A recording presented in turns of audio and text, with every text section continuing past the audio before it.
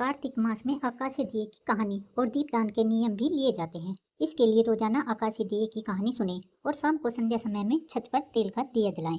महीने के आखिरी में जोड़ा जलाएं और वस्त्र दान करें, दक्षिणा दें तथा एक काशी का दीपक तेल से भरकर दान करें। तो आइए सुनते हैं कार्तिक मास की आकाशीय दिए की कहानी। एक दादी पोती थी। दादी सत्यनारायण का व्रत करती और गौ निकालती और पोती खा जाती। पोती बहुत छोटी थी, वह समझती नहीं थी। अब वह मर गई तो अगले जन्म में पिनार के घर बिल्ली बनी। वह बिल्ली चलती तो उसके पाँव में छमछम की आवाज आती थी। अब वह सुबह सुबह पिनार के घर में घूमती तो छमछम की आवाज राजा के बेटे को सुनाई देती थी। सुबह सुबह राजकुमार घूमने जाते थे। वह रोजाना सोचते कि जिसके पाँव की आवाज इतनी सुंदर है तो वह भी तो बहुत ही सुंदर होगी। उसने मन में ही संकल्प ले लिया कि मैं इसी लड़की से शादी करूंगा। वह पिनार के घर गया और उसने पूछा कि तुम्हारे घर किसकी आवाज़ आती है, वह उससे शादी करेगा। तब पिनार ने कहा कि शादी तो मैं कर दूंगा, लेकिन उसको पिंजरे में बंद करके फेरे कराएंगे। राजकुमार मान गया और उसके लिए पिंजरा बनवा कर ले आया और उसकी शादी हो गई। उसको किसी ने नहीं देखा। बिल्ली की आवाज़ भी इंसानों जैसी थी, वह बोलती भी थी और सुनती भी थी। राजकुमार के परिवार में उसे किसी ने नहीं देखा था। वह सोच रहे थे कि पिंजरे में बहुत ही सुंदर राजकुमारी होगी।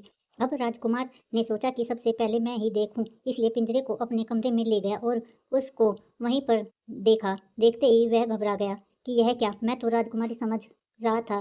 तब बिल्ली बोली कि आप चिंता मत करो, मैं आपका सारा काम कर दूंगी। आपको बाहर शर्म आती है तो मुझे बाहर मत निकालो। मेरा भोजन आप यहीं रख देना और घर का काम मैं रात को कर दिया करूंगी। मैं आपको दुखी नहीं देख सकती। बिल्ली की बात सुनकर उसे थोड़ी तसल्ली हुई। घर में सब ने कहा कि देवी देवता पूजा जाएगा, बहू को बाहर निकालो। लेकिन राजकुमार ने कह दिया कि उसकी तबीयत खराब है, उसे कोई भी बाहर नहीं निकाले। अब उसके लिए रोजाना खाना कमरे में रख देते, वह कमरे में ही खा लेती। कमरे में घूमती तो उसकी आवाज़ सब सुनते, छम छम की आवाज़ आती। घर वाले यही सोचते कि ना जाने कितनी सुंदर होगी वह। घर का सारा काम रात को सब के सोने के बाद कर देती थी। कपड़े धोकर सुखा देती, पोछा रात को ही लगा देती थी। यह सोचते थे कि काम भी बहुत अच्छा करती है।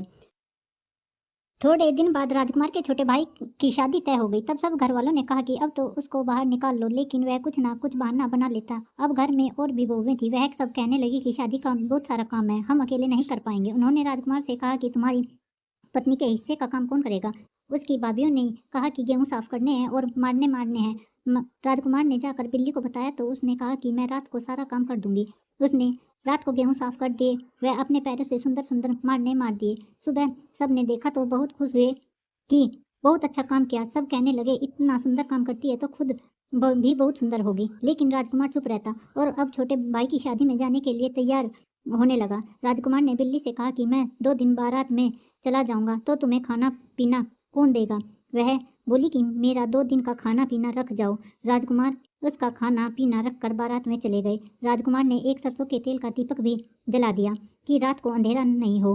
अब रात हुई तो बिल्ली के पाँव से पानी लुढ़क गया और उसे बहुत तेज प्यास लगी तो वह खिड़की में से बाहर जा रही थी कि खिड़की में तेल का दीपक जल रहा था। उसकी बत्ती नीचे खिसक गई। वह सोचने लगी कि अगर मैं बाहर जाऊंगी तो दीपक बुझ जाएगा और इसकी बत्ती वैसे भी बुझने ही वाली है। वह बत्ती खिसकाने के चक्कर में खिड़की में फंस गई।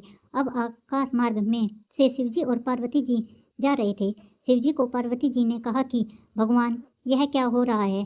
शिव जी ने कहा यह बिल्ली है और प्यासी है, पानी पीने के लिए बाहर निकल रही थी तो फंस गई। खिड़की पर दीपक जल रहा है और उसकी रोशनी बंद होने वाली है। यह परेशान हो रही है कि बाहर जाएगी तो दीपक बुझ जाएगा। पार्वती ने कहा कि भगवान इसकी परेशानी दूर करो, इसको बोलो कि पंजे से बत्ती आगे खिसका। वे तब भगवान उसके पास में आकर बोले तो जैसे ही पंजे से बत्ती खिसका, इंसान जैसे पाँव हो गए। वह चकित रह गई। तब उसको भगवान ने कहा कि यह पूरा तेल तुम अपने शरीर पर लगा लो, स्त्री बन जाओगी। उसने पूरा तेल शरीर पर चोपड़ा तो वह बहुत ही सुंदर स्त्री बन गई और भगवान के चरणों में गिर गई। भगवान ने कहा कि तुम सब सुख प्राप्त करो। बिल्ली ने कहा कि अब मैं अंदर कैसे जाऊं तो भगवान ने कहा तुम खिड़की में से अंदर बिल्ली बनकर चली जाओ।